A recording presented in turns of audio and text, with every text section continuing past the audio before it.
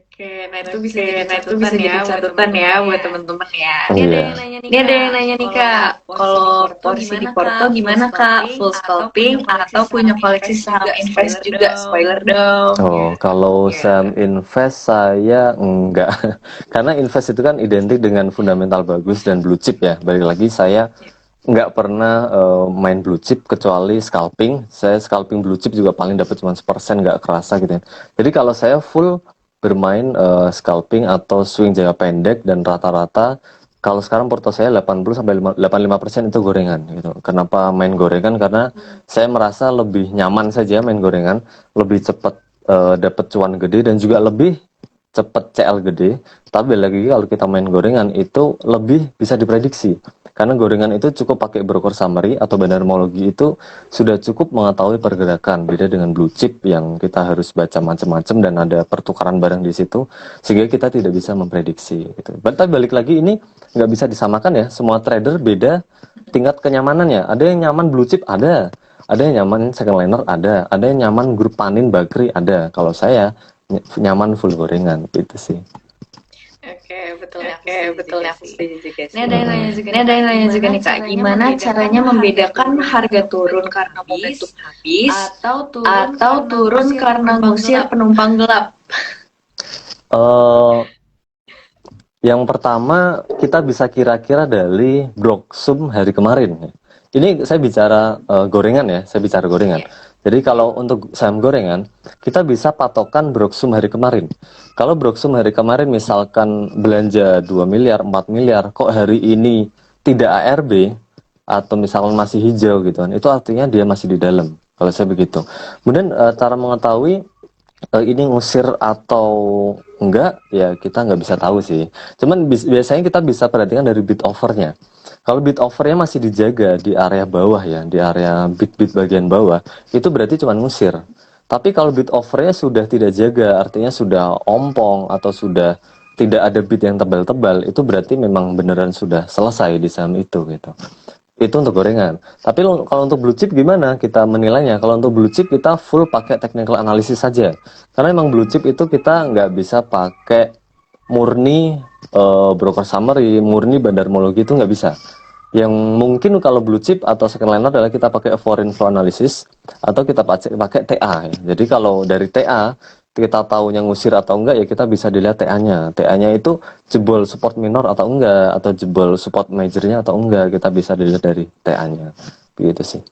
Oke, I see. Ini aku mau bahas yang lagi rame nih Kak. Soal resesi yang katanya Indonesia pokoknya ini masih jadi pro kontra dan perbincangan perdebatan juga di Twitter juga ramai nih ya kayak soal resesi. Kalau menurut kakak sendiri gimana sih Kak? Aku pengen tahu apakah kita akan terkena dampak yang besar atau bahkan enggak atau mungkin kena dampaknya kecil aja? Gimana tuh Kak?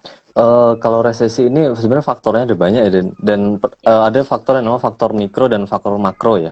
Tapi kalau kita melihat kondisi ekonomi negara kita, kondisi perekonomian kita, inflasi dan lain-lain itu, saya rasa tidak akan sampai parah banget. Mungkin ISG terkoreksi ya, mungkin pertumbuhan ekonomi memang agak terhambat iya, tapi seharusnya kok tidak terlalu seseram dari negara lain ya. Kita tahu negara lain inflasi itu sampai puluhan persen ya, sedangkan Indonesia aja masih terkendali di sekitar 5%-an. Itu kalau terkait dengan ekonomi Indonesia.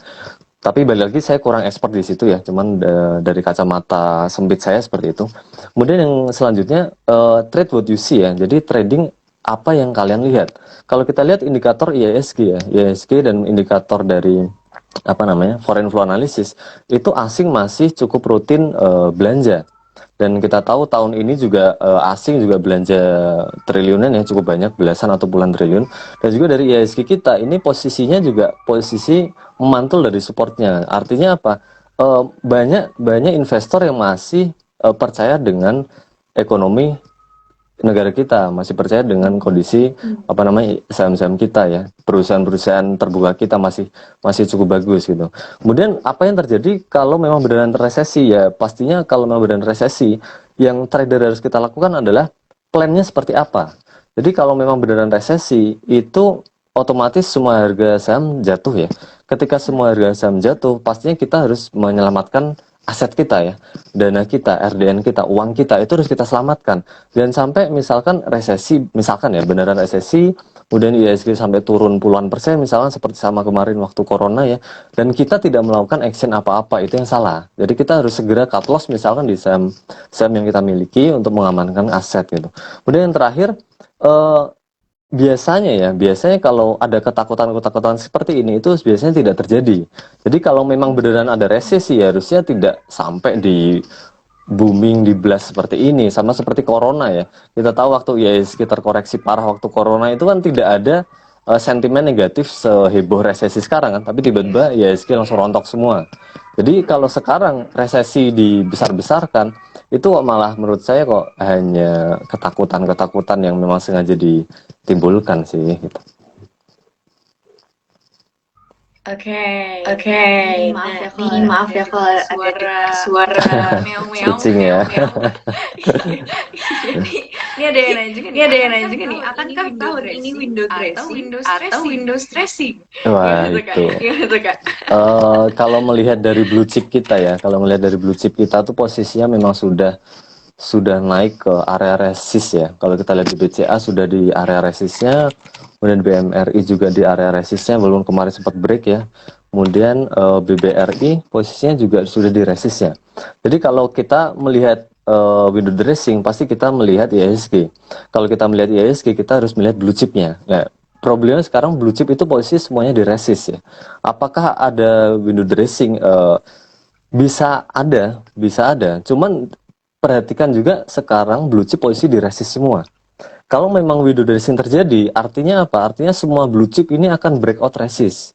Kalau memang semua blue chip breakout resist, artinya IHSG akan lompat tinggi. Karena apa? Karena semua blue chip breakout semua. Gitu. Jadi kita pantau saja blue chipnya. Kita pantau BBCA, BMRI, BBRI ya. Itu banking biasanya dia jadi jadi yang pertama kali di break kalau memang mau window dressing seperti itu sih. Jadi indikatornya kita pantau dulu blue chipnya gitu. Kalau kita lihat dari indeks kita IHSG-nya memang posisinya belum di resist memang ya. Tapi kalau blue chip kita posisi sudah di resist semua ya. Bisa kita pantau aja dulu. Karena takutnya kena PHP tiba-tiba langsung turun semua, repot juga kan. jadi sedih ya saya. Iya. Oke. Nah, nih Kak, mungkin kakak ada tips yang bisa di-share juga gitu ke teman-teman yang baru mau mencoba untuk menerapkan bandermologi gitu. Apa sih Kak harus belajar mulai dari dulu nih Kakak? Ya.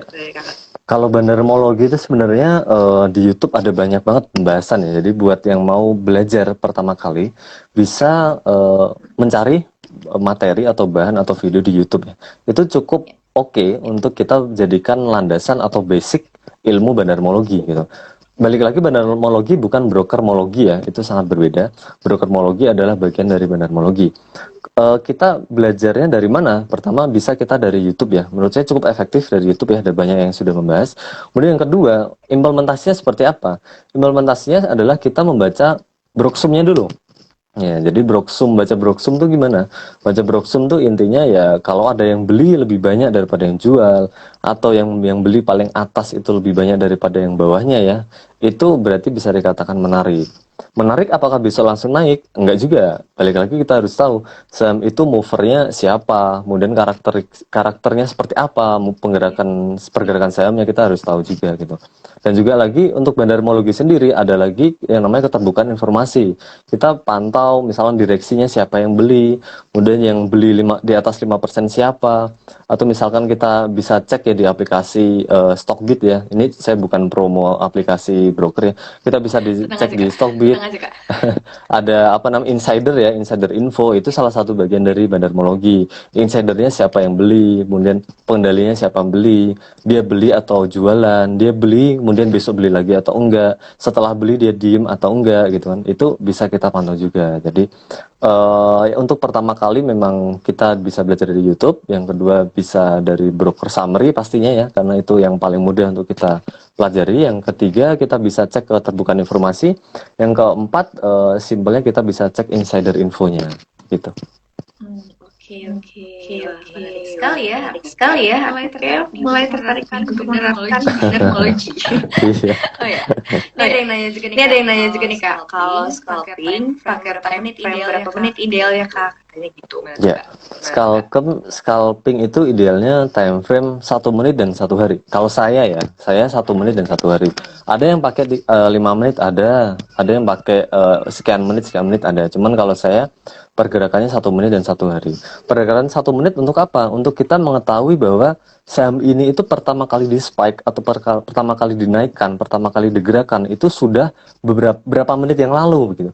Jangan sampai kita masuknya di saat yang telat, di saat yang terlambat. Misalnya sudah dinaikkan 10 menit yang lalu kok kita baru entry, itu salah gitu. Karena kalau scalper atau scalping itu pastikan momentumnya tepat, pastikan momentumnya dapat gitu.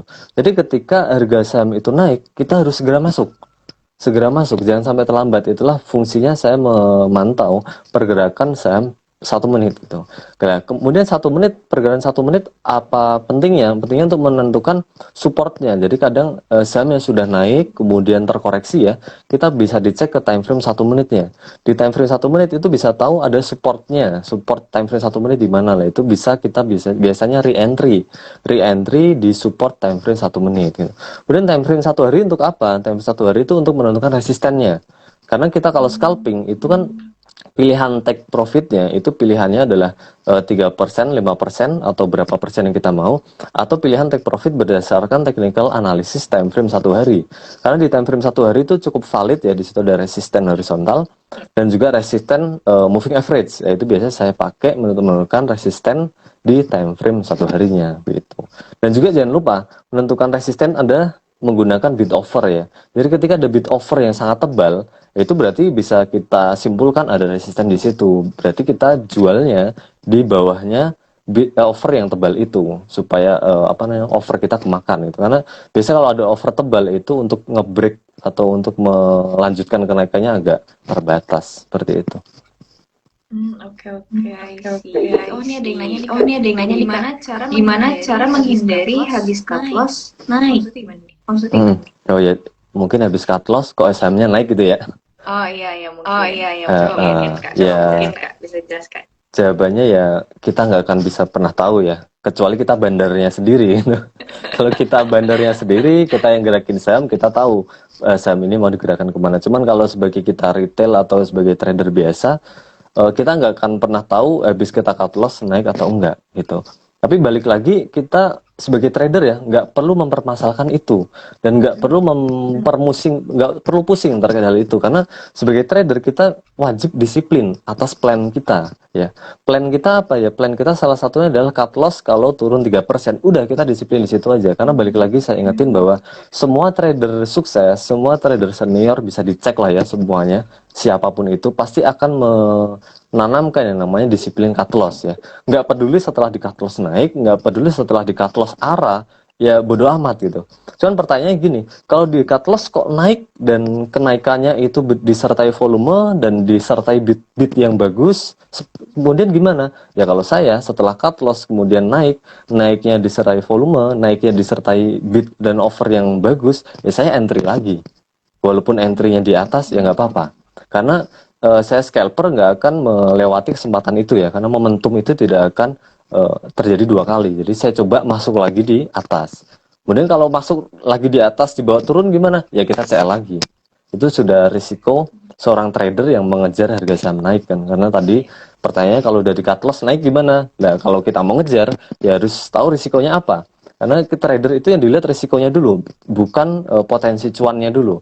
Risikonya harus kita hitung dulu, risiko penurunannya berapa persen, risiko penurunannya seberapa besar, kita harus kalkulasi dulu. Risikonya sebanding nggak dengan kenaikannya, gitu sih. Oke, I see. Wah, menarik sekali ya. Nih, aku mau mungkin terakhir dari aku ya. Aku mau minta 3 rekomendasi saham saat ini dong, Kak. Apa ya? Mungkin kalau based on TA aja ya, technical analysis, saya mulai tertarik sama Kepik ya. Kepik itu posisi sekarang ada di area supportnya ya. Jadi kalau kita tarik support horizontal, posisi sekarang dekat di area support di bulan Januari 2022 ya. Nanti bisa dicek Kepik chartnya itu posisinya kalau kita tarik garis itu dekat dengan support di Januari 2022. Saham ini memang saham yang lemot ya, nggak tahu kapan naiknya, cuman ini posisinya sudah di support. Balik lagi, trader adalah entry on support, sell on resistance. Kalau kita tahu ada saham yang di support ya kita entry saja. Salah satunya kalau saya lagi ngincar ke peak ya. Yang kedua saya lagi ngincar juga Behit. Behit itu juga posisinya di dekat supportnya, tapi ini masih bisa turun. Cuman saya cukup tertarik karena ada MA 200 sini. Dan kemarin pun juga dia memantul di area MA 200. Jadi saya cukup tertarik dengan Behit juga. Yang ketiga yang kalau blue chip kalau suka ya ada ASI. Saya tertarik juga dengan ASI. ASI ini selain perusahaan juga perusahaan bagus ya. Secara technical analysis juga dia dekat dengan MA 200. Jadi kemarin pun juga ASI itu memantul di area MA 200-nya. Jadi bisa diperhatikan dan dipantau ya. ASI ini cukup dekat dengan area support, kemudian ke peak dan Behit ya. Itu secara technical analysis dekat dengan area supportnya gitu. Oke. Ini mungkin kalau misalkan ada teman-teman yang lain masih mau nanya, aku masih buka pertanyaan. Boleh. Kalau dari aku mau nanya ini sih Kak. Kayak kemarin nih soal yang lagi rame di Twitter influencer finansial nih yang fear-mongering gitu Iya. ya. Gimana tuh Kak tanggapan Kakak? Yang tebar fear itu ya? Iya. Yang tentang resesi. Yang tentang resesi ya. Pakai bahasanya tuh yang orang awam tuh nggak paham gitu. Gimana tuh Kakak juga aktif di Twitter juga kan? Gimana nih? Tanggapan tentang apa? Resesinya atau tentang orangnya? Tentang orangnya. Kalau resesi kan tadi Udah ya. Aduh, kalau tentang orangnya gimana ya? Saya nggak terlalu bisa menanggapin orang masalahnya.